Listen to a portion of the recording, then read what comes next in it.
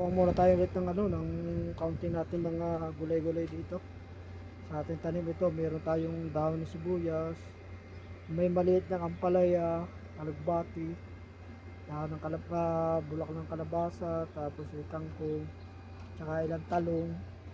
Eh araw-araw kasi ako, ang akin kasing malaking talong dito, dadalwa lang nakakuha. Ito nga talong natin, di na makalaki kasi kailangan na natin maggulay, kaya nakukuha na natin. Kaya tuloy ang ating talong hindi na makalaki. Siyempre kailangan araw-araw tayo makapaggulay. Kaya ating nakukuha na. Pero ayos naman, alhamdulillah, kahit paano tayo nakakakuha dito sa ating mga tanim. Itong ating ampalaya, hindi na natin pinalalaki ang bunga dahil gawa kasing dito meron kasing kutakte na siyang nagsumisira dito sa ating mga sa ating mga bunga ng ng ampalaya. Kaya ang ginagawa natin, garto, mga maliliit pang garto yung ampalaya natin, ating hinaharvest na garto. Kasi kahit ang ampalaya kasi dito, yung hindi pa nga nakuwang garto, tinitira na nila yan. Tinitira na agad ng na yung putakti dito. Kaya ang ginagawa natin agad hinaharvest na natin yung ating ampalaya kahit na maliit pa. Ganyan. Kaya yung ating ampalaya hindi na hindi na makalaki yan. Ganyan pa nga lang mga palaya, ganun pa lang, tinitira na nila. Ganyan ang mga kuwan dito. Kaya kahit na balutin mo, pag yung nakabalot, may mga na sila, may mga tama na nakakuwan. Kaya okay lang naman dahil kasi ang importante kahit may mga gayon na may mga tama siya, kahit paano naman napapakinabangan naman natin kahit paano.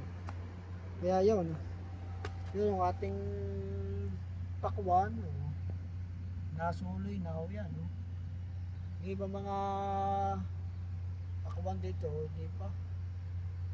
Yung una pa lamang sumulo yun. Yung mga tanim na tayo din yung bawang. Kasi yung bawang naman na yan, galing niya doon sa ibang taniman na itinapon nila. Kinuha natin, sayang naman yan, tinanim natin diyan. Meron tayong bawang, tapos yung kamatis yung nasa daan. Kita yung yung talaga mga ugali ko noon na pag nakakita ng mga kamatis sa daan parang nangihinayang ako. Kaya nakukuha natin yan ang yung pakwan din dito na sibol na pakwan. Tapos yung melon yan melon na sibol na rin ng melon. Yan ang mga kamatis kung nakita doon sa kuwan. Ano namang kamatis na ito yung galing naman doon sa hugasan. Sa hugasan kinuha ko. Kasi kung doon siya bubunga, parang nakakadiri na kuhanin. Hanggang kalahok, tapos nasa pa siya, sari-sari mga tinatapon doon. Para nakakadiri. Kaya ang ginawa ko, binunot ko tapos nilagay ko dito natin tinanim. Yan may mga bawang tayo dito. Yan, ito pala mga bawang. Yan, bawang. Ito bawang din yan, tapos sibuyas. Yan, sibuyas. Kuhain na natin itong ibang mga dahon itong sibuyas na ito para yan. Sibuyas yung para maka-recover siya muna. Yan Ang ginagawa ko sa sibuyas, yung mga dahon niyang mga bagsak ang kinukuha natin.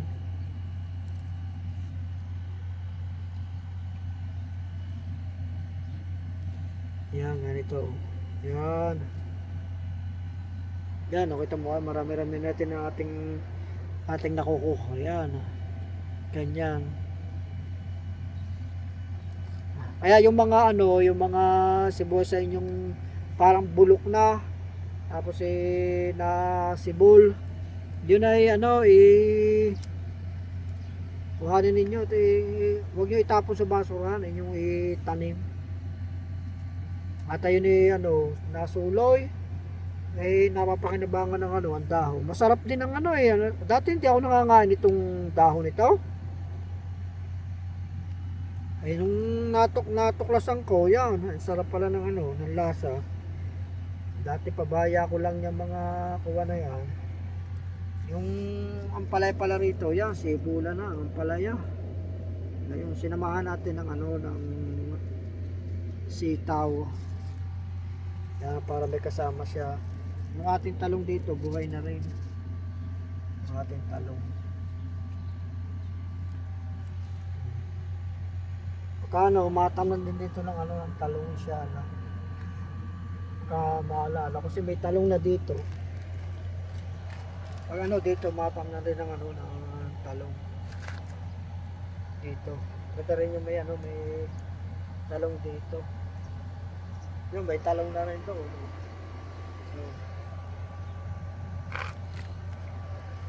mga kalabasa natin dito, oh. Sibula na mga kalabasa, oh. Ating ano, ating kalabasa. Tapos yung ating mais doon na naputol yung pagkakatili, ano, sumuloy na uli. Diba? Tapos yung ating kamatis doon sa ilalim. Bistahan pala natin yung ano, yung may bago tayong taniman doon sa kabila doon. Tamo itong tanim ng kabila, oh, ang kapal din ng ano, ang tawag na din. Danyan, tawag nila din is cilantro wari ko yan. Cilantro. Yan ang ating kalabasa, oh.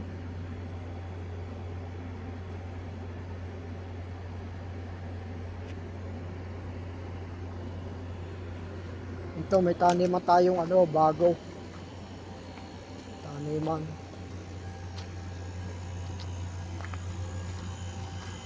Tingnan natin kung nabuhay yung mga ano daw. Mga tinanim natin.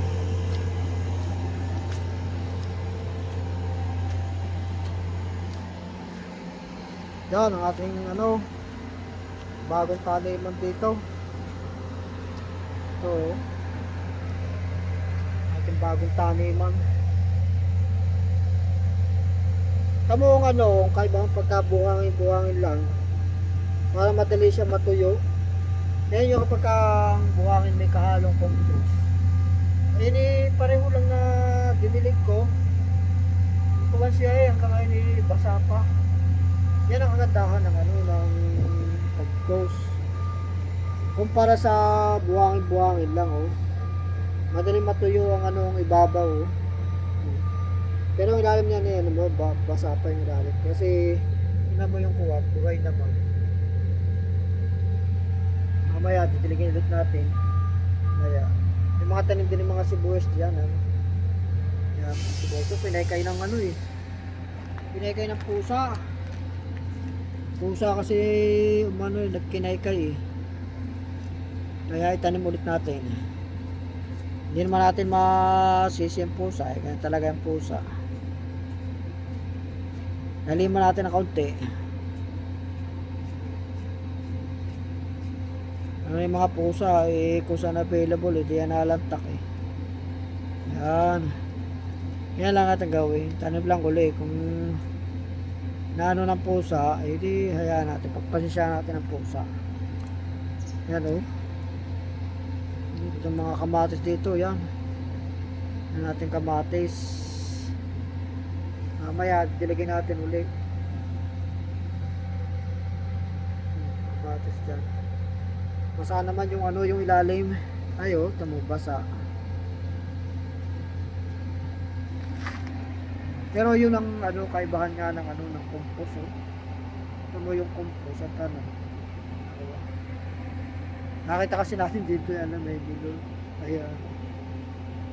Lagyan natin ng kuwang para makapag-alaga tayo ng ano, ng bilo. Talang milong eh. Kagagat may ano na eh. Napulaklak na eh. Nalanta ka lang mamaya madilig natin. Kawan. Pinuntahan din ng pusa. Yan ang ugali kasi ng pusa eh. Kapag ka may ano, may kawan. Buhangin. Yan ang kanilang ano. Gusto nila yan lumuntak. Tanggalin natin. Basta. Yan. Ano? Mga sibuyas na yun yung mga bigay sa akin ng ano. Ating itingan yung diyan. Sarap yung ano, yung sibuyas. Ano, kapag kayo may wala at marami kayong tanim na ganyan. Tapos wala kayong magulay, subukan nyo yung ano, sibuyas. Ilagay ko ano pala, makapunta pala dun sa kawan, makapunguhan ng ano na yung dahon ng damo. Yung mga damo na pwedeng magulay. Ito, mag-ano tayo. Ito, narito ngayon sa damuhan tayo. Dito sa damuhan, marami rin tayong magugulay rito. Kasi itong mga dahon ito. Yan. Ito.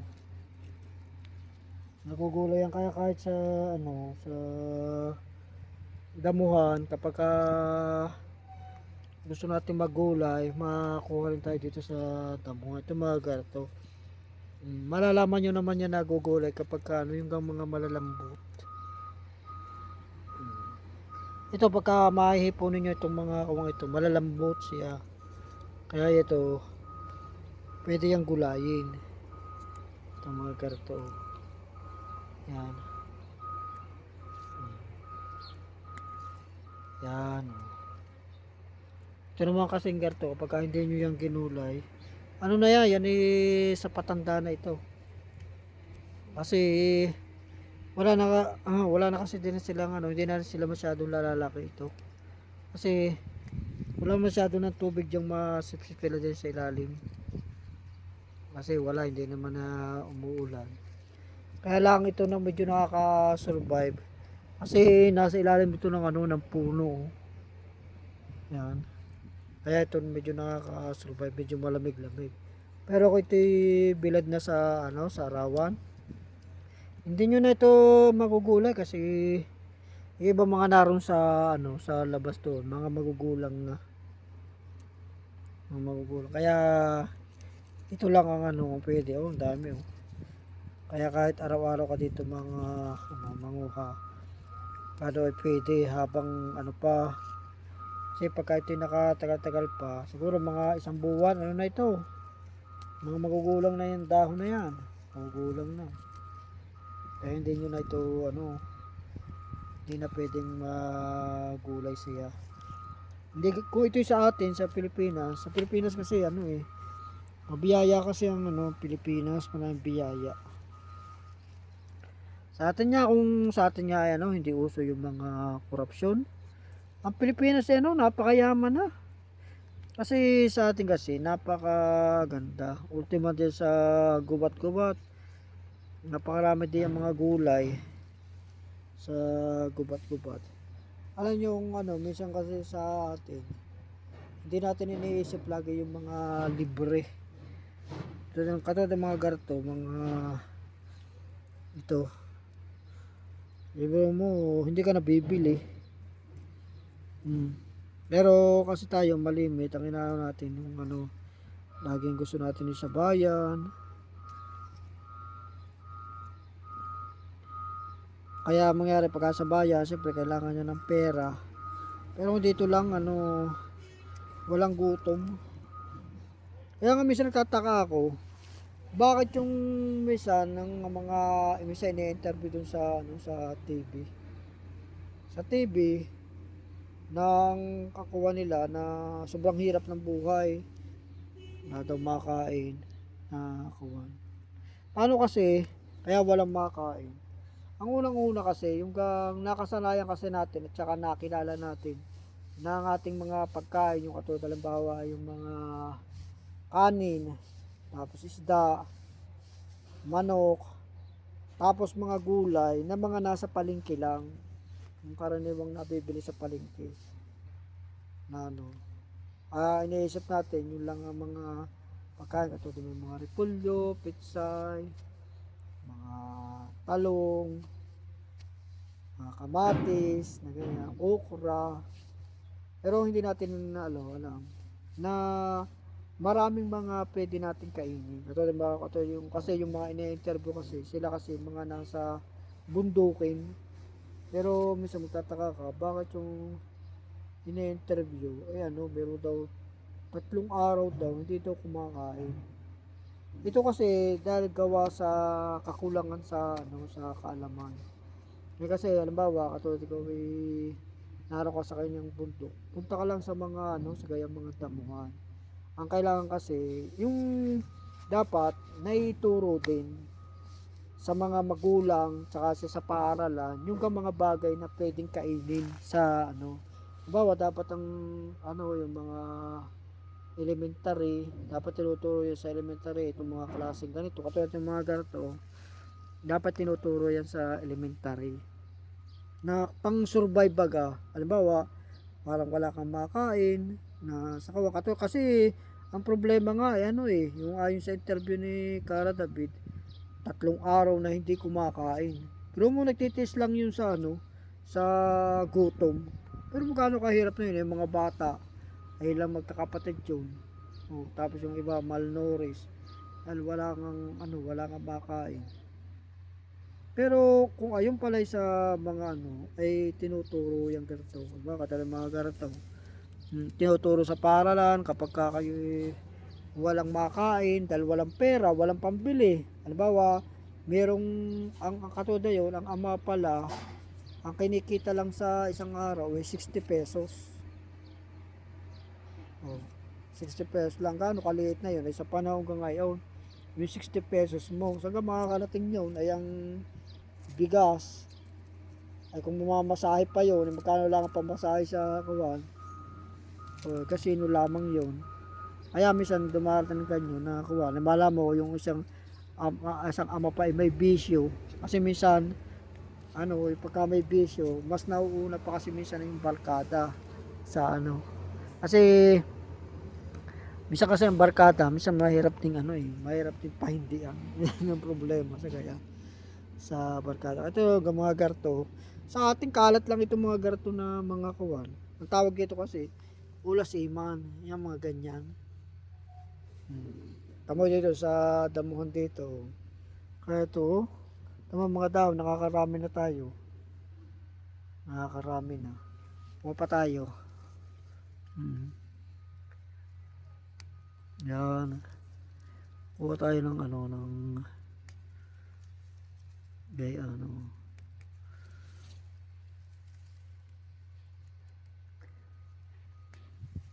tamo pakinabangan natin yung gayaan.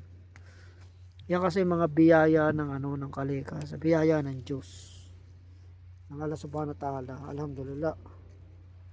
Yan, okay na yan. Meron na tayong inshallah,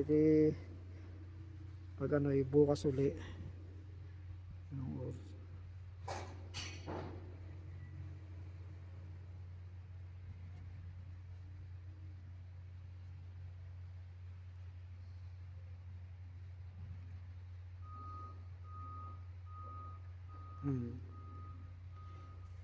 Kaya yung yung biyaya kasi ng yung kalikasan ng Diyos.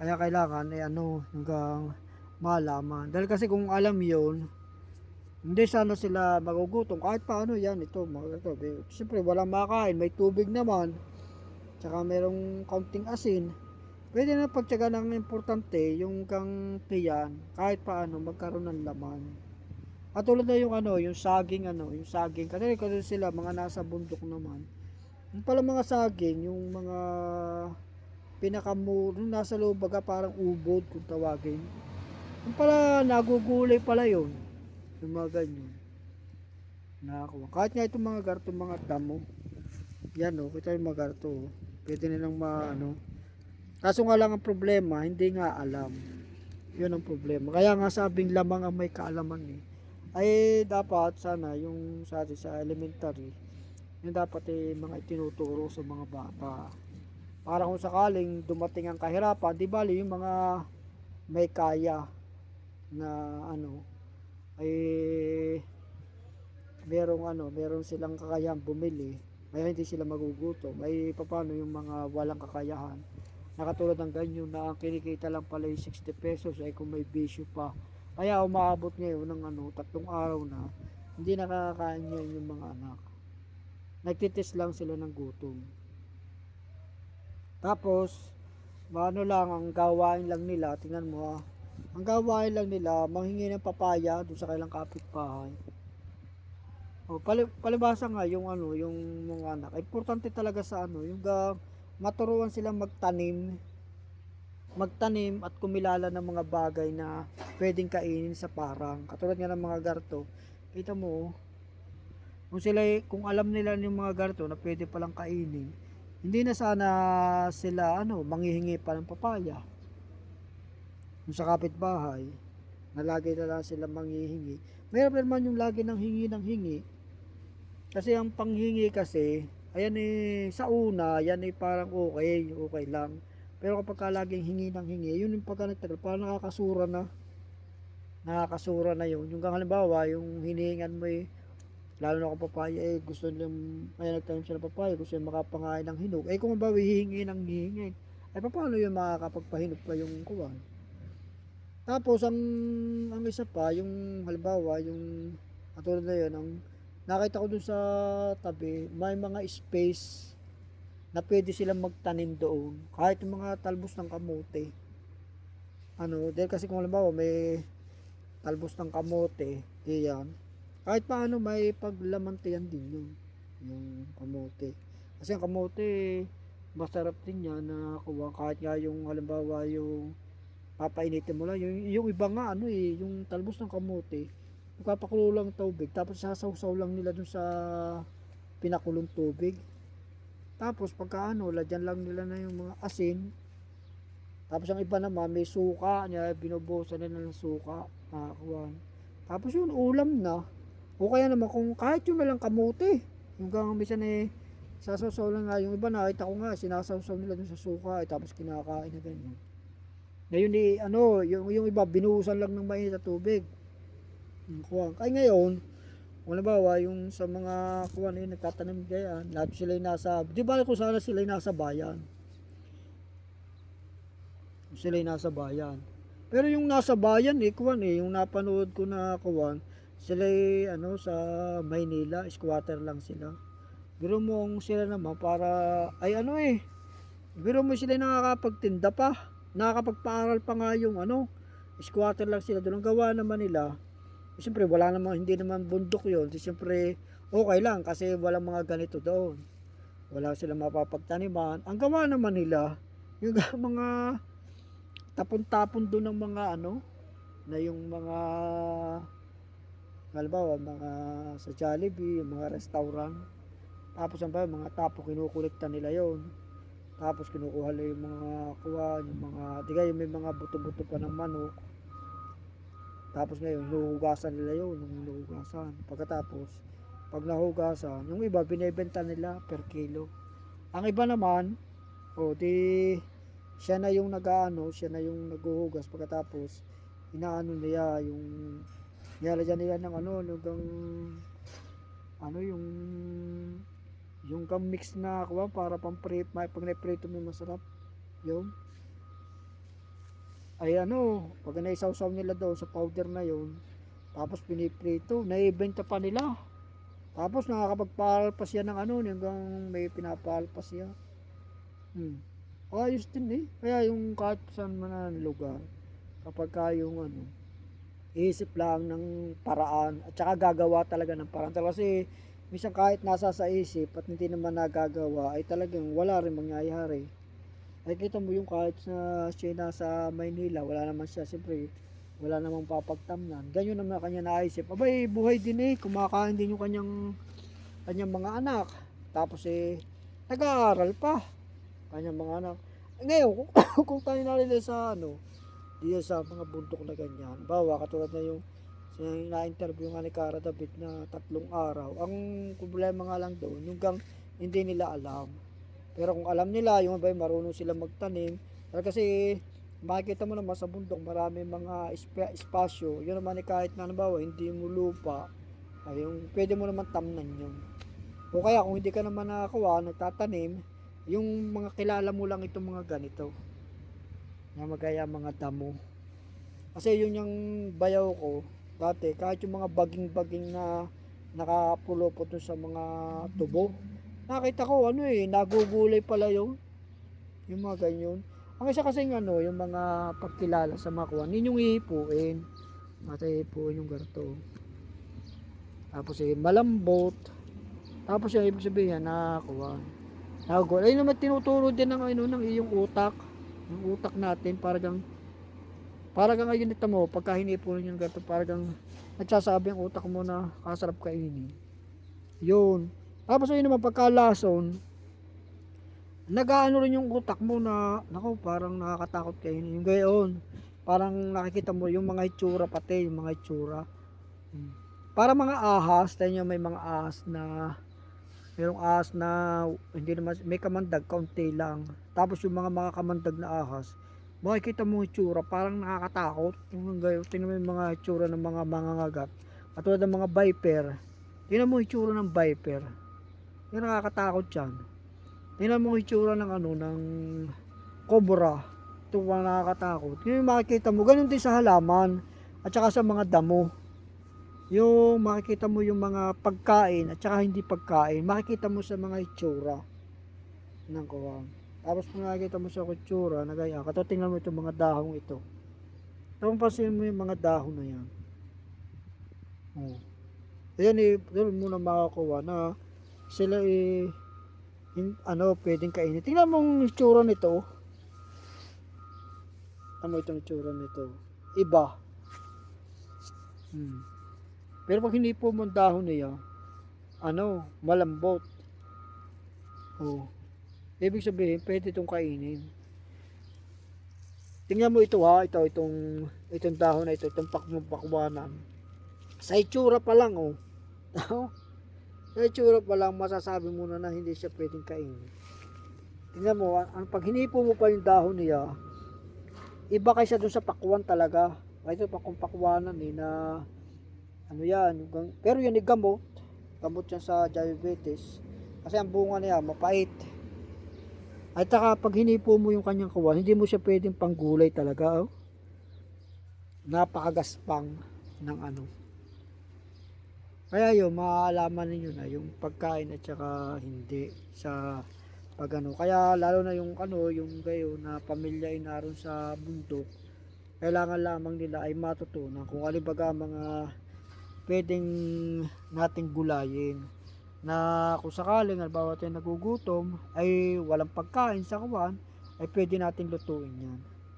Na para makakuha. Katulad tingnan niyo ito, pag hinipo ninyo, tamo. Magaspang, parang kasi tingin mo parang hindi siya masarap kainin. Kaya pero pag hinipo mo, talagang hindi nga pwede. Kasi pag hinipo mo nga, alam mo na hindi gaya ng ganito. Pag hinipo mo, sa hipo mo pa lang parang ang sarap kainin nito. Yung gano'n Kaya malalaman mo na sa kaya meron pang ito. Tamo ito.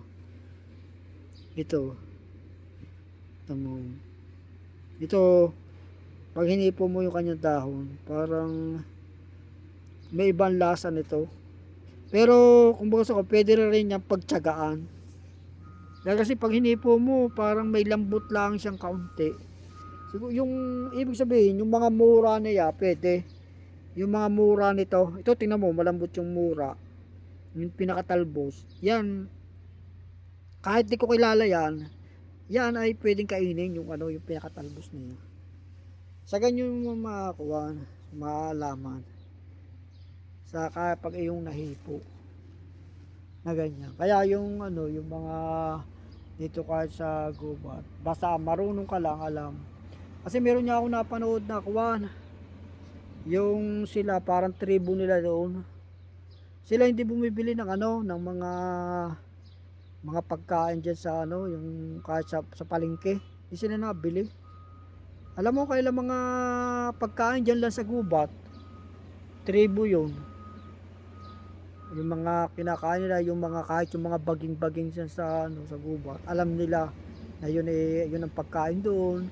Tapos yung mga bungang kahoy na sa atin kasi ang mga kinakain lang natin karaniwan na bunga ng kahoy, yung halimbawa mangga, kainito, yung mga atis, yung mga yung langka, mga sampalok, mga abukado, santol, siniguelas, mga chesas, mga lansones, ubas, mansanas, peras. Pero yung meron kasing mga ano, mga punong kahoy na ayun pala mga pwedeng kainin, katulad ng yung iba daw yung mga kaliyos. Yung mga kaliyos pala, bunga pala ng kaliyos, nakakain pala yan. Kaya tapos mga iba't iba pa na mga kawan, mga bunga. Siyempre sila yung mga tribo na yun, alam nila.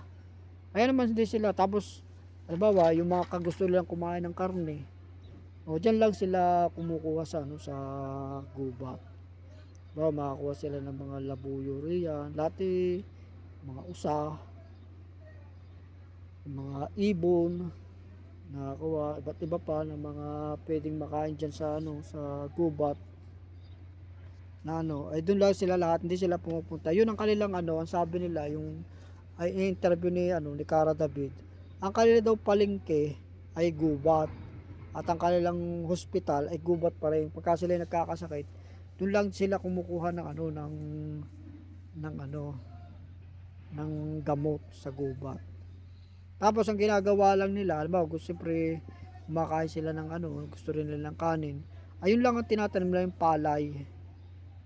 Pero lahat na ng mga iba't ibang pagkain, pagka gusto nilang kumain ng ano, ng kanin, may palay naman sila na tanim, pero malimit ang kinakain nila, yung mga sa gubat. Kinakain nila. Ano ba, yung mga tugi, mga iba't ibang klase yung mga ano, laman lupa, yung mga gabi na nakakain sa kuwan. Kaya ngayon, kahit sila sa gubat lang, wala silang gastos. Ito kasing sa atin, kapag lagi nating inisip yung bawa tayo pag nagutom sa palengke, ay anong kailangan natin? Pera. Pero kung tayo nasa bundok, dapat ang importante, malaman natin kung alin yung mga pagkain diyan na mga libre lang. Tapos kung halimbawa, yung gusto natin kuha, meron naman tayong space na kuha, magtanim tayo. Kahit na itong mga garto, halimbawa, katulad ng mga yan, nakakilala nyo na yan. Itong mga garto, mga kulosiman, yung kapag nakita nyo yung mga magugulang na kuha, may mga buto na sila, kuhanin nyo yung mga buto. Tapos isabog nyo din sa inyong mga kuwante yan. Tapos itong mga buto ng mga ganito, sa atin yung mga uray, mga may tinik. Ayan, ang kukuhanin nyo naman doon, mga dahon lang. Sa yung mga uray sa atin. Dahon lang ang kukuhanin nyo doon. Pagkatapos kumuha rin kayo ng mga uray, mga ano, tapos kuhanin yung mga buto, itanim nyo yung mga ampalayan ligaw. Dito nga may ampalayan ligaw. Taka nga ako bakit may ampalayan ligaw rito eh. Ito oh. Iba rin yung dahon niya eh. Yan oh. Ampalayan ligaw. Wala pa nga lang ano eh. Wala pa nga lang bunga. Pero malago siya. Tataka kayo. Malago. Ayun oh. Meron na pala siya dong ano. Yan, nabuo ko na. Ayan. Nabuo ko na. Bilog. Ayan pala yung ligaw. Oh. Pero yun dito sa kuwan. At tulad nga ganyan. No? Dito sa bundok kasi marami din ang ampalayan ligaw. Tapos ang gawin nyo, kuha lang kayo na yan ng mga bunga, yung mga hinog ng palayan ligaw. Pagkatapos, ihagis nyo lang diyan sa ano, sa kuwan, sa inyong mga tabihan dyan. O tapos maninibol nyo yan diyan. O kagaya nito, tingnan ninyo. Ito kasi kapag hindi nyo napanguha yung kuwan yan, magkakagarto na. Kasi hindi nga kasi umuulan dito eh. Hindi umuulan. Kaya ang mangyayari, mapapakaya na yung iba diyan. Kaya nga lang matibay yan eh, ano eh. Talaga nasa ilalim ng puno. Pero kung wala sa ilalim ng puno yan, ano. Kaya itong garto, kailangan mahanap natin ang puno nito. Nasaan ang puno na yan? Para pagka ano, madilig, pagka halimbawa yung medyo nanghihina na itong ang palayan ligaw na ito. Pero may tanim na rin ako dyan sa ano eh, sa kuwan. So kaya ang puno nito.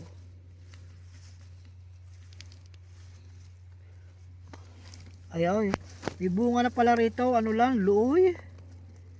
Yan oh. Makakuha pala, makakuha. Isama doon sa aking kuwan. May bunga na rin siya eh. Yan ito kasi yung kagandahan sa ano, sa garto, yung dapat to sa mga kuha, magtatanim kayo ng mga garto. Kasi itong mga garto, hindi nyo masyadong alagain. Yung may bunga rin isang maliit pa. Itong mga garto, kasi doon sa mag-aalaga kayo ng malaki, ng malalaking ampalaya, ano naman, lagi namang tinitira ng putakte, paborito ng putakte. Yung mga ampalayang mga ano, tulad na yung aking ampalaya roon, tinitira naman ng ano eh, ng putakte. Kaya dito na lang sa garto. Wala pa uli. Ano lang dito, talagang hindi mo makita kanyang mga ano, mga bunga masyado. So kaya puno nito, yung makita yung puno, malaki-laki na rin ang na ano eh, na ikutan. Baka dito puno, yan dito nga ang puno nito. Malapit na nating makita inshallah. Malapit na. Ayun, dito pala ang puno nito. Dito sa ayan, ano pala ang puno. Ayan ang puno. Kaya natin dito. Yan, kaya natin kasi para pagka nagdilig tayo, dito tayo magdidilig sa kanya.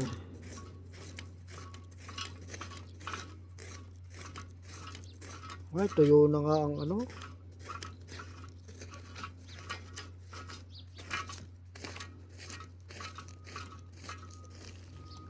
Yan.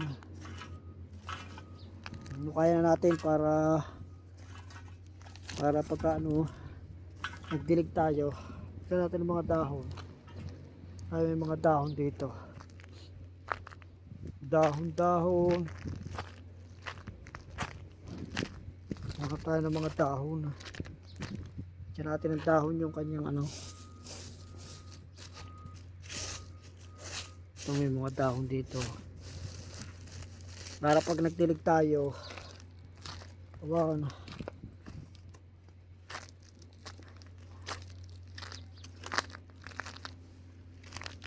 Yun. Ayos. Alhamdulillah. Para pagka nagdilig, o di ano, hindi matatabunan ng lupa yung ano, yung kanyang hukay. Yan oh. Yo, may bunga pang isa doon. Yo, may isa pang bunga raw yun, no? Tama. Yan. Inshallah, yun ang ating babantayan pagka ano. Meron tayong ampalaya riyan. Bukas siya alay makapanguha rin ulit yan. Yan pa oh. Yan yung mga dito tayo mapanguha natin ito kasi ano eh. Nagaano kasi dapat tingnan natin baka may dumi ng ibon.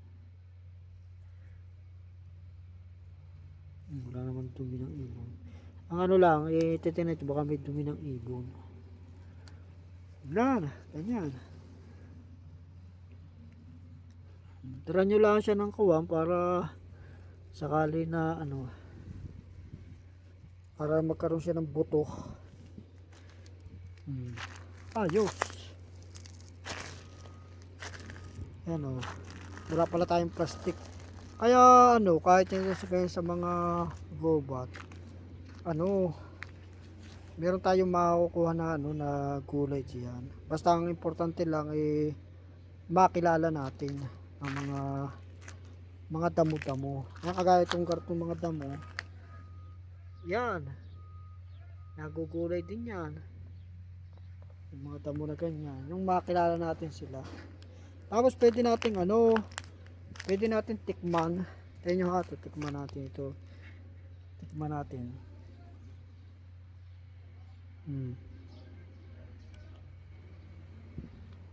Pag tinikman ninyo, tingnan nyo, lasang kamote. Ito meron ditong dahon sa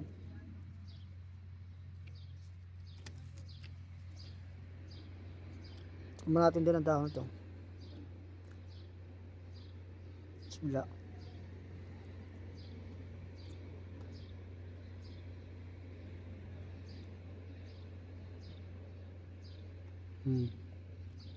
Ano nyo ito? Pwede rin palang gulay yan. Dahon ito. Kasi ang lasa niya, ano siya yung para ding dahon ng kamo. Pa ito may magkasing ano sila ng kaunti. Parang medyo lang matapang-tapang ang lasa nito. Tapos medyo may konting-konting anghang. Kaunti. Ibig sabihin, pwede rin palang magulay yun. Tama ang ulasiman, tikman natin. Ang ulasiman.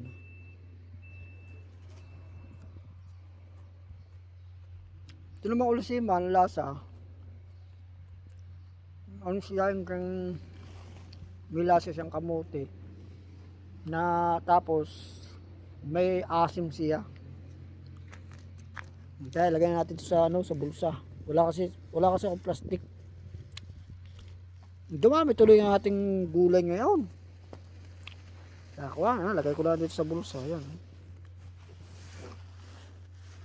Lagay ko lang sa bulsa. Wala kasing hindi nakapagdala ng plastic. Suot magdala ng plastic. Nasaan yung ating pansalok? Nawala. Saan natin na ilagay? Nawala nga yung ating pansalok. Ay, ito pala.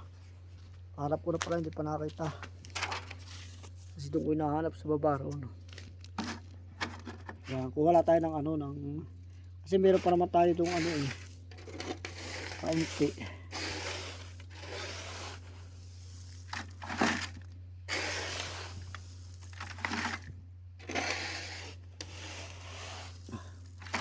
Yan, itong kasing mga ginagamit natin pantabon. Kasi tayo nagtatanim pero yung sibuyas, yung kuha, yun ang medyo inihuhukay natin ng kaunti. Yung sibuyas, yung mga sibuyas na mga may sibol na mga nakikita natin sa basurahan. Kasi alam mo naman ang ugali natin mahilig pa rin tayo hanggang ngayon, dala-dala pa rin natin yung ugaling laging pag nakakita ng basura tingnan kung ano yung mga pwede pakinabangan. Pag ako nakakita ng mga sibuyas na mga tinapon ng mga may sibol hindi ako makakanali na hindi kuhanan at itanim kasi nangihinayang ako. Pero muna doon lang sa basura samantalang masarap pala yung dahon na yan. Dahon ng sibuyas. Dati hindi mo ako mapapangain ng ganyan nung una. Nako, pero ako 53 na ngayon. Ngayon lang ako 53 na, toto. Kumain na yan. Dati ako hindi masyado nakakain. Nakikita ko lang iba nangangain yung mga dahon ng sibuyas. Pero ako hindi. Ay paano, maraming salamat at hanggang sa muli. Huwag natin kalimutan mag-subscribe at mag-follow sa ating mga kwentuhan. Sige, salamat at hanggang sa muli.